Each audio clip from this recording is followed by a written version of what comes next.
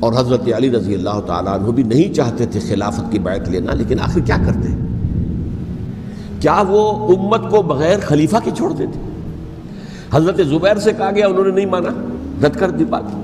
حضرت طلحہ سے کہا گیا، انہوں نے نہیں مانا۔ حضرت علی سے کہا گیا، اب عشرہ مبشرہ میں سے یہی تو تھے نا، لہذا انہوں نے تسلیم کر لیا، خلافت ہو گئی۔ لیکن اس کے بعد جو خانہ جنگی ہوئی ہے، اس خانہ جنگی کے نتیجے میں نوٹ کر لیجئے کہ 1,00,000 کے قریب مسلمان ایک دوسرے کی تلواروں اور نیزوں اور برچھیوں اور تیروں سے ختم ہو گئے، ہلاک ہو گئے۔ یہ ہماری تاریخ کا تاریک ترین باب ہے۔ 5 سال، 4.5 سال حضرت علی کی خلافت کے اور 6 مہینے حضرت حسن کی خلافت کے رضی اللہ تعالی عنہ۔ اس سے کیا ہوا کہ ایک طرف تو اسلام کی جو توسیع ہو رہی تھی، تھمتا نہ تھا کسی سے سیل رواں ہمارا، وہ سیلاب رک گیا، انٹرنل سیبوٹاج ہو گئی نا، اب تو اندر ہی آپس ہی میں اگر دست و گریبان ہو گئے تو باہر اب کیا توسیع کرتے ہیں، وہ توسیع کا عمل رک گیا۔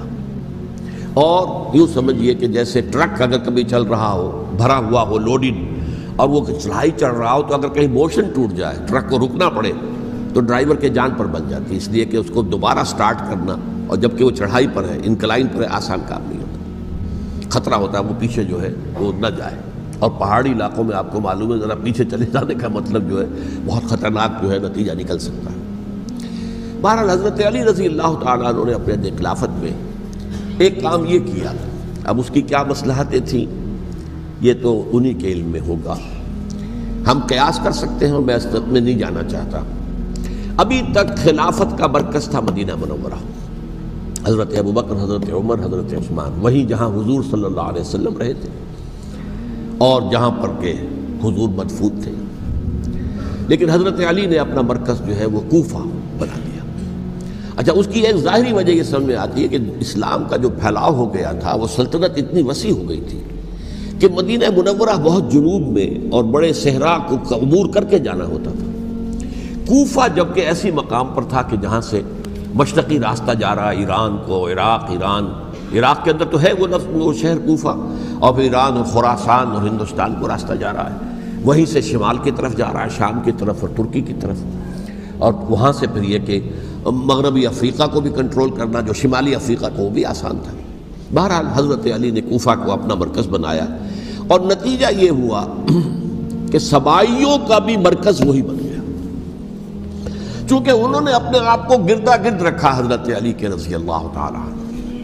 اب ظاہر بات ہے کسی پرٹیکولر پرسن کے خلاف تو کوئی مقدمہ موجود تھا نہیں، بلکہ جب جنگ جمل ہو رہی تھی، ابھی جنگ نہیں ہوئی تھی، حضرت عائشہ، حضرت طلحہ، حضرت زبیر وہ لے کر آئے تھے لشکر اس مطالبے کے لیے کہ حضرت عثمان کے قاتلوں کو سزا دی جائے، قصاص لیا جائے۔ حضرت علی رضی اللہ تعالیٰ عنہ سے گفت و شنید ہو رہی تھی، حضرت علی جو ہے اس پر آمادہ ہو گئے کہ ٹھیک ہے، میں جو بھی قاتلین عثمان ہیں ان کو گرفتار کر کے سزا دوں گا۔ عین اسی وقت کوفے کی مسجد کے اندر جو ہے 10,000 کا مجمع کھڑا ہو گیا، ہم سب قاتل عثمان ہیں، لو ہم سے بدلہ کہاں سے لوگے۔ اور انہوں نے کیا کیا، جاتے ہی جنگ چھیڑ دی، اور جب چھڑ جائے تو یا مرو یا مارو، اس کے علاوہ تو کوئی چارہ کار ہوتا ہی نہیں۔ ایک رات میں 10,000 مسلمان شہید ہوئے،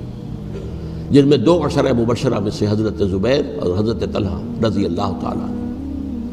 تو یہ صورت تھی، سبائیوں نے گھیراؤ کیا حضرت علی کا رضی اللہ تعالیٰ۔ حضرت معاویہ دعوے دار نہیں تھے خلافت کے، قطعاً نہیں، ان کا صرف ایک دعویٰ تھا، اور وہ یہ تھا کہ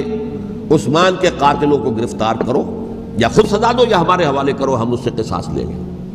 اس لیے کہ قبیلہ بنو امیہ کا تھا، اور حضرت امیر معاویہ بنو امیہ میں سے، تو ایک خاندانی طور پر جو ہے ہم قصاص لیں گے ان سے جنہوں نے قتل کیا ہے حضرت عثمان کو۔ لیکن یہاں ظاہر بات ہے کہ حضرت علی رضی اللہ تعالیٰ عنہ کی طرف سے مطالبہ یہ ہوتا تھا، تم پہلے میری بیعت کرو،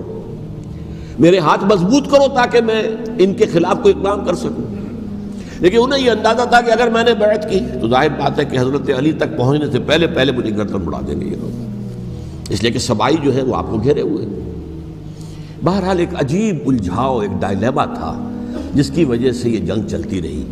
اور حضرت علی رضی اللہ تعالیٰ عنہ کو انہی کے شیعان علی ہی کے اندر سے وہ جماعت علیحدہ ہوئی تھی جس کو ہم خوارج کے نام سے جانتے ہیں، اور ایک خارجی ابن ملجم ہی نے حضرت علی کو شہید کیا رضی اللہ